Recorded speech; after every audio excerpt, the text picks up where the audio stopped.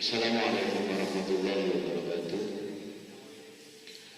Baik anak-anak, untuk materi kali ini tentang anti-bullying atau perhubungan.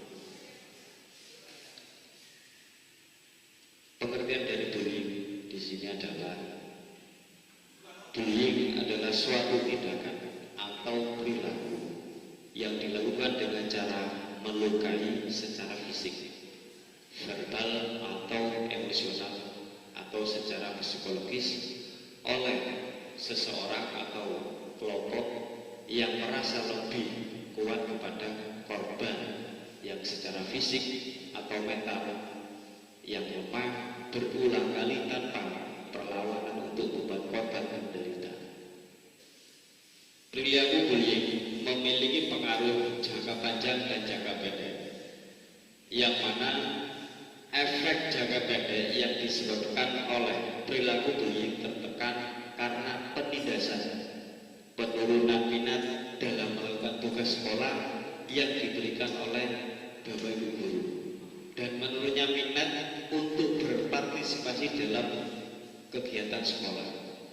Sementara konsekuensi jangka panjang dari penindasan ini seperti mengalami kesulitan dalam membangun hubungan baik dengan lawan jenis, selalu mengalami kecemasan akan mendapatkan perilaku tidak menyenangkan dari rekan-rekan mereka.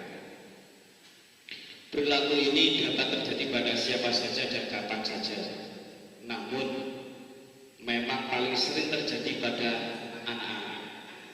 Menurut data KPAI, Komisi Perlindungan Anak Indonesia, bahwa kasus bullying dan kekerasan fisik masih menjadi kasus yang mendominasi pada bidang pendidikan.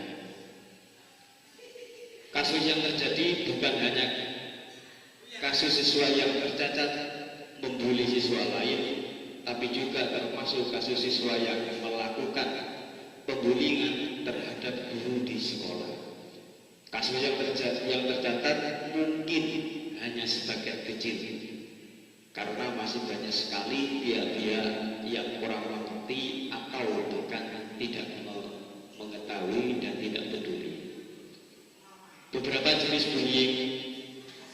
Yang pertama adalah bullying secara verbal, yaitu penindasan dalam bentuk verbal adalah penindasan yang paling sering dan mudah.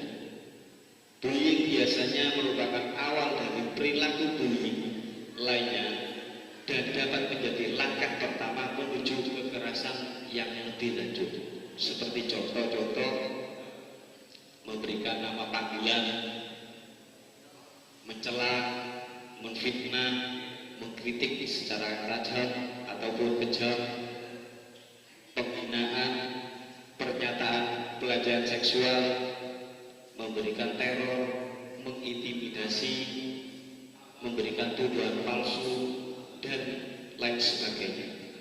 Itu contoh dari bullying secara verbal. Yang kedua, bullying secara fisik.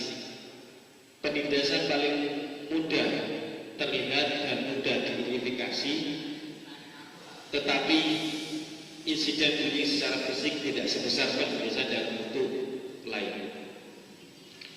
Remaja yang secara teratur melakukan bullying dalam bentuk fisik sering menjadi remaja yang paling bermasalah dan cenderung pindah ke tindak kriminal lebih lanjut.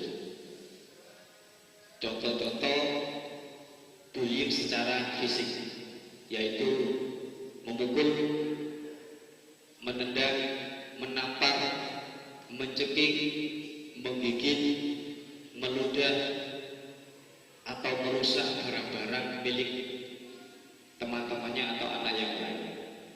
Itu beberapa contoh dari bullying secara fisik.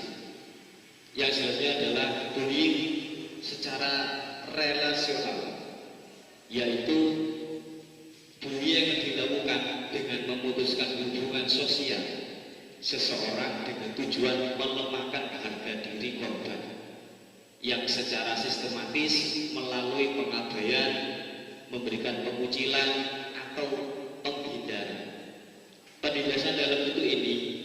sulit dideteksi dari luar.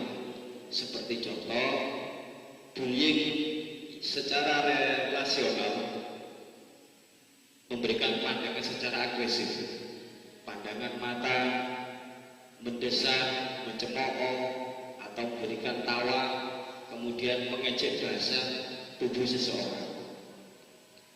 Yang selanjutnya adalah bullying secara elektronik.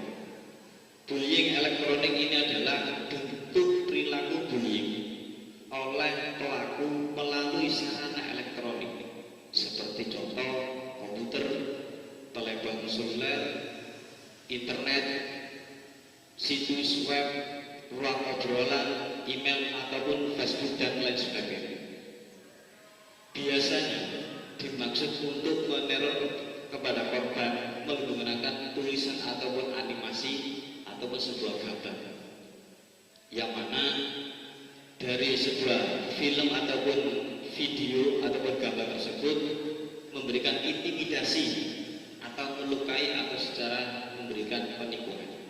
Itu beberapa contoh bullying dari bentuk secara elektronik. Dampak-dampak dari bullying bagi korban,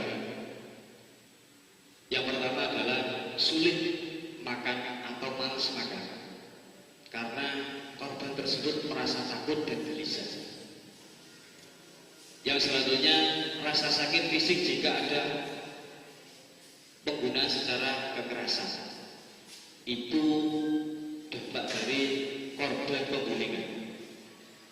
Yang selanjutnya adalah kesal dan marah karena Anda tidak dapat membalas. Korban pembulian merasa kesal karena tidak bisa membalas, merasa dia lemah. Dampak yang selanjutnya bagi korban pembulian adalah malu, merasa kecewa pada diri sendiri karena korban hanya bisa membiarkannya. Dampak yang selanjutnya adalah rendah kepercayaan diri atau kepercayaan dirinya sangat lemah. Dampak yang selanjutnya adalah korban merasa malu dan kesepian. Kemudian menurunnya prestasi akademik diakibatkan karena pembulian. Merasa terisolasi dalam asosiasi, dan yang terakhir dampak dari pembulian bagi korban adalah depresi yang menyebabkan berpikir atau bahkan mencoba bunuh diri. Itu adalah beberapa dampak dari pembulian bagi korban. Nah, ada beberapa cara untuk mengatasi pembulian tersebut. Yang pertama adalah ceritakan pada orang dewasa yang dapat dipercaya. Ceritakan pada orang tua maupun guru yang memiliki otoritas untuk menindaklanjutinya. Jadi jika ada sebuah korban pembulian, mari kita ceritakan.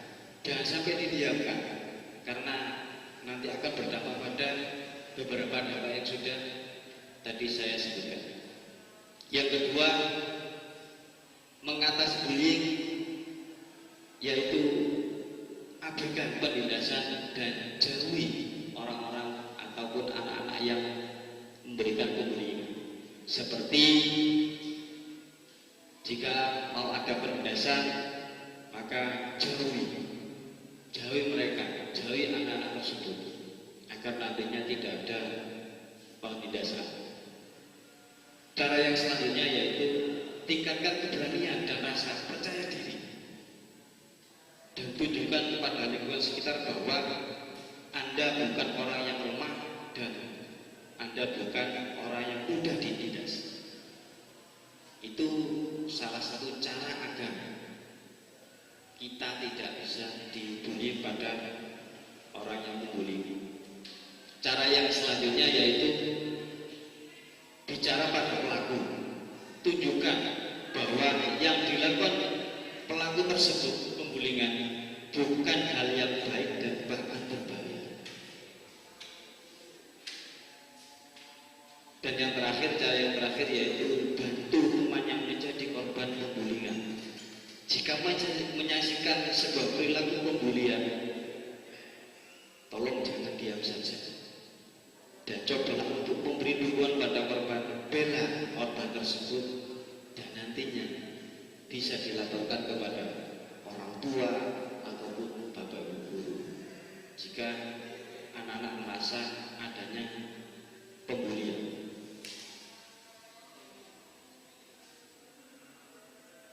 Macam-macam penyebab pembulian. Yang pertama adalah penampilan fisik. Penampilan fisik ini sering terjadi ketika seorang anak memiliki penampilan fisik yang dianggap berbeda dengan anak lain. Pada umumnya para pembuli dapat menjadikannya bahan untuk mengintimidasi anak tersebut. Ini paling terjadi karena penampilan fisik. Yang kedua adalah penyebab bullying ras ataupun suku. Hal ini umumnya terjadi ketika seorang anak dengan ras berbeda, suku berbeda, kulit berbeda di dalam sebuah satu lingkungan, maka di sini dianggap anak tersebut seperti anak yang minoritas. Jadi beberapa survei dan penelitian juga telah menunjukkan bahwa bullying akibat ras yang berbeda memang cukup sering terjadi. Karena itu tadi, kurangnya atau komunitasnya hanya minoritas. Yang selanjutnya, yang nomor 3, orientasi seksual. Orientasi seksual seseorang berbeda-beda. Dan umumnya seorang anak baru menyadari orientasi seksual yang berbeda memasuki usia remaja. Bahkan di beberapa negara yang sudah tidak asing dengan isu LGBT, seorang yang teridentifikasi sebagai lesbian, gay, dan transgender seringkali mendapatkan perilaku bullying. Hal ini yang membuat seseorang cenderung menyembunyikan orientasi seksualnya. Yang keempat, penyebab bullying karena terlihat lemah. Penyebab bullying lainnya adalah ketika seorang anak dianggap lemah dan terlihat tidak suka melawan. Itu salah satu penyebab adanya bullying. Dan yang terakhir, penyebab dari bullying yaitu terlihat tidak mudah bergaul.